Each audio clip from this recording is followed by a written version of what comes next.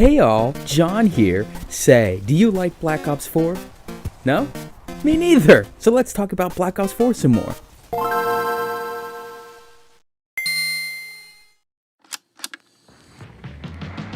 The MicroMG is a full-auto submachine gun available exclusively through the 3D printer on all Black Ops 4 Zombies maps for the standard cost of 950 points. The weapon comes equipped with 42 rounds per clip and 294 in reserve. This can be increased to a monstrous 80 per clip and 720 in reserve with both extended mag attachments and Bandolier Bandit.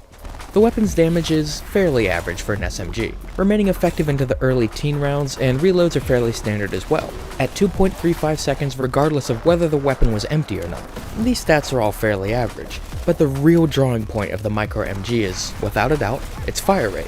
After a brief spool-up period of 0.3 seconds, the weapon unleashes a fury of lead at 1,000 plus rounds per minute. It's a decent enough pick for the early rounds, but once you reach around 15 or so, I'd recommend trading it out for something stronger or upgrading it. Speaking of which, when upgraded via Willard's projector, the MicroMG becomes the Infernal Mercy. The weapon's reload times, fire rate, and spin-up time remain unchanged, but per the norm, the damage and ammo pool is greatly increased. Damage-wise, the Infernal Angela Ziegler, you see that's what we geniuses in the industry like to call a joke.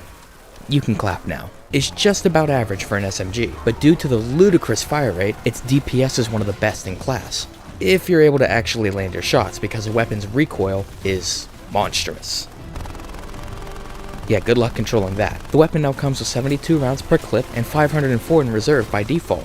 Now here's where things get absolutely insane, guys. If you equip both extended mags attachments and Bandolier Bandit, the ammo pool increases to 136 per clip and 1,295 rounds in reserve. The reserve ammo count is so high that the game counts to 1023 and says, fuck this. Okay, but this ammo count doesn't really mean much if the weapon doesn't, pack a punch, right? Well, in terms of practical lethality, the weapon is great against standard enemies, certain heavies, and vermin for the first 25 rounds, but performs rather poorly against mini-bosses. For the first 15 rounds or so, you can kind of get away with using it on the Warden and the Blightfather, but after that, I'd recommend switching to something else to handle these guys. As for the Geganese, it's honestly never effective against it. The bullet sponginess of these fellas is frustrating even with some of the strongest weapons in the game, so imagine how it would be with a moderate damage, insanely high recoil SMG.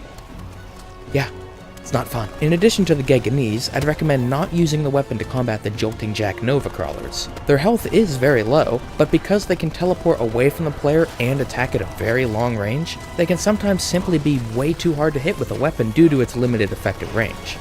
Now that we know what the weapon is capable of, let's move on to how you can customize it. Unlike the Reaver, we have quite a few attachments to cover. Firstly, Extended Mags 1 and 2. They do exactly what they say on the tin. Or should I say, they do exactly what they say on the mag. God, I'm awesome.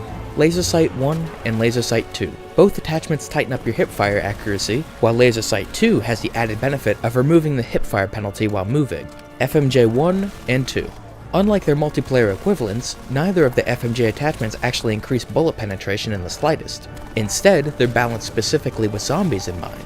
FMJ-1 reduces the damage mitigation that heavies and mini-bosses receive from standard weaponry, whereas FMJ-2 simply increases the damage done to enemy armor.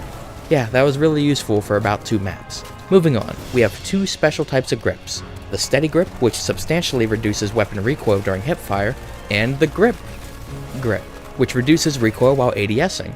Lastly, we have Rapid Fire. And don't get too excited. It doesn't actually increase the weapon's fire rate. Instead, it reduces the spin-up timer by 33%. While that may sound impressive on paper, in practice it's only about a 1/10 of a second reduction, so it's not really all that useful, and it's certainly not worth one of your very valuable attachment slots. Now on the optical side, we have the Reflex, Holographic, and Elo sights, which you should never ever use, because if you're aiming down the sight, you're doing it wrong. For our class setup, there's really only one approach to take, and that's to build around the weapon's amazing hipfire capabilities. Take both extended mag and laser sight attachments and throw on the Steady Grip to really play up the weapon's strengths. Perk-wise, I find the MicroMG a bit restricting. Deadshot is great for tightening up the hipfire even more, and Bandolier Bandit is pretty much essential because of how quickly the weapon chews through ammo. For your modifier slot, Stamina Up just makes so much sense for a weapon like this. The unlimited full sprint and gung-ho effects go together with a MicroMG like I'm blanking on the reference, but like two things that go really well together. Nailed it. The last perk is completely up to you, but let's not bullshit. It's gonna be Dying Wish. You sure did a great job on eliminating all those dastardly crutch perks, Treyarch. For your special weapon, the Chakrams of Vengeance are made for weapons like the MicroMG, because, due to the weapon's massive kick, you can't really get more than a couple meters away from the enemy if you want to get the most out of the weapon. So the Chakram Speed bonus at Stage 2 and Protective Whirlwind at Stage 3 are highly recommended, as you'll be frequently putting yourself into much riskier situations. It's always nice to have something to get you out of a corner, especially if you play like an idiot. Like me. Now for the Aether maps, the Path of Sorrows is probably the best option out there for solo players, but the Ragnaroks are great for co-op players who like to help out their team. Wait a minute. You can take Chaos weapons into the Aether maps? Yeah, never mind, fuck these things. Just take the Scepter of Ra in place of the DG4, and the Chakrams in place of literally anything else. Hey, but Rizzo! I hear you interject as I comically hold my microphone away from me. You're clearly using the Viper and Dragon when you just recommended using the Chakrams. Yeah, I am. Do as I say, not as I do. Now, this final segment was actually suggested by a viewer on the last video, and that's tips for dark matter, or technically, gold. But that just doesn't have the same allure as dark matter. And I already made the overlays. But anyway, for the 1200 headshots, I'd recommend Dead of the Night on casual with both laser sight attachments and Deadshot Daiquiri. Hip firing at a horde is surprisingly effective, and the silver bullets mechanic ensures you can just grind out those headshots in a single game, if you're feeling ambitious and bored enough. Why casual though? Well, in casual, zombie speed is greatly reduced, and their health will stop scaling around round 35. Let's move on to the technical camouflages.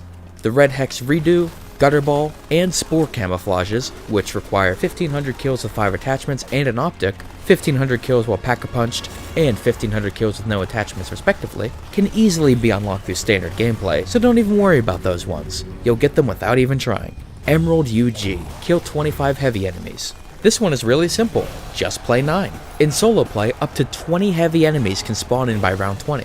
Even if it takes a while to get their MicroMG, it won't take that much more time to get the remaining heavy kills. Plus, the fire sales that the crowd will throw you really help with obtaining the weapon. Silverfish, kill 5 mini-bosses. This one can be done really quickly if you're willing to part with a couple elixirs. The best map for this one is easily Blood of the Dead. So, before starting a game, take Time Slip in your Danu slot and equip Immolation Liquidation. Then make your way to the powerhouse as early as possible. Grab Time Slip and pop Immolations until you get the MicroMG. If your luck isn't complete shit, this shouldn't take more than a round or two.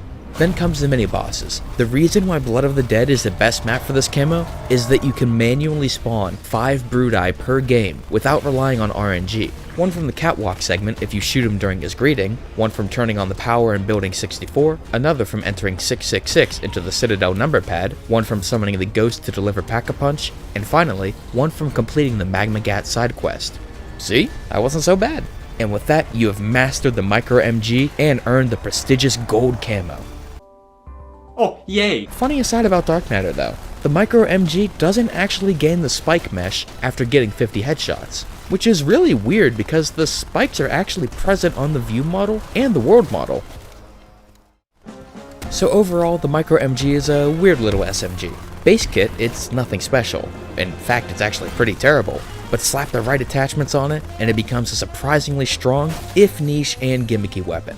But let me tell you, weird and gimmicky is so much more fun than just another assault rifle or just another SMG.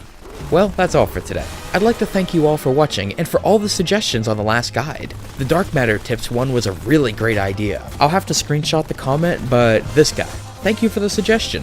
I don't think I'll put it on every video because some weapons are kind of boring enough that there isn't really any specific tips I can give. Anyway, thank you again for watching everyone. If you have any more suggestions on how to improve the series going forward, I would really love to hear them. Have a great day everyone, and take care.